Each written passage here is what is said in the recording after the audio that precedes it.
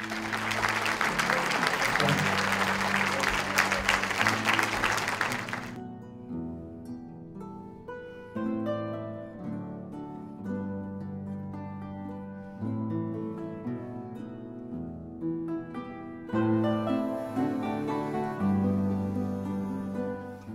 début du film, c'est un homme apparemment à qui tout a réussi, Paul, qui est un neurochirurgien d'une 60aine d'années, qui est marié, donc qui est joué par Daniel Auteuil, qui est marié à Christine Scott-Thomas, magnifique épouse, magnifique maison, des amis, enfin tout a l'air de lui réussir, donc c'est presque une sorte de cliché, de carte postale du bonheur.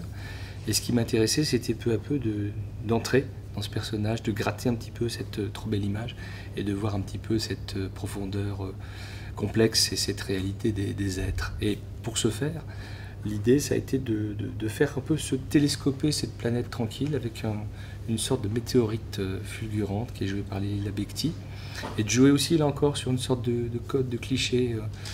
L'homme mûr, la jeune femme, on peut penser à une rencontre amoureuse. En vérité, ça va être un peu plus complexe que ça.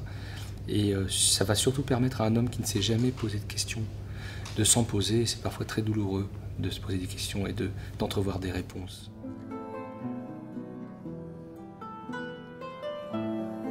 C'est ça, c'est un film sur les apparences. Il y a apparence, transparence, opacité. J'ai beaucoup joué en termes de mise en scène et de décor sur des surfaces vitrées, à la fois qui permettent de voir de l'autre côté des radiographies, la profession du personnage, chirurgien du cerveau, donc il inspecte les cerveaux, mais en fait il a du mal à comprendre ce qui se passe dans le sien, une maison qui est comme une cage de verre, des jeux de réflexion.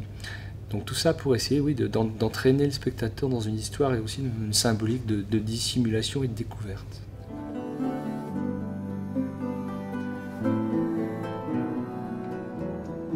Oui, les genres m'intéressent. C'est-à-dire que le premier film, c'était vraiment au sens classique un mélodrame, hein, c'est-à-dire un argument dramatique, mais qu'on pousse à l'extrême pour essayer de faire sortir un pathos qui va saisir et faire pleurer le spectateur. Le deuxième, on était plus dans le registre de la comédie, un peu grave parfois, mais quelque chose de léger quand même, traité légèrement.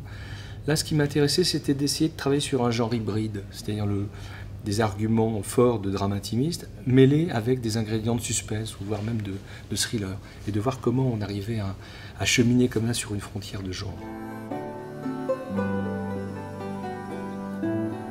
Oui, en toute modestie, hein, c'est-à-dire que c'est vrai que quand même, bon, enfin, pour chaque cinéphile, apprenti cinéaste confirmé, qui vous voulez, Hitchcock est une grande référence.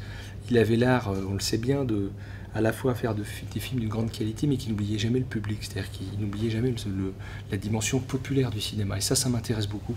J'ai pas du tout envie de m'enfermer dans une sorte d'auteurisme. Moi, j'essaie de faire des films pour le plus grand nombre possible. L'ingrédient un peu hitchcockien, en dehors du suspense dans ce film, c'est peut-être l'utilisation du décor, notamment de ces maisons architecturales extrêmement froides et en même temps très graphiques, comme on peut en voir dans certains de ces films, par exemple La Mort aux trousses, et puis l'utilisation d'une actrice qui, par certains côtés, Christine, est assez proche des héroïnes hitchcockiennes, blondes, un peu froides, un peu mystérieuses.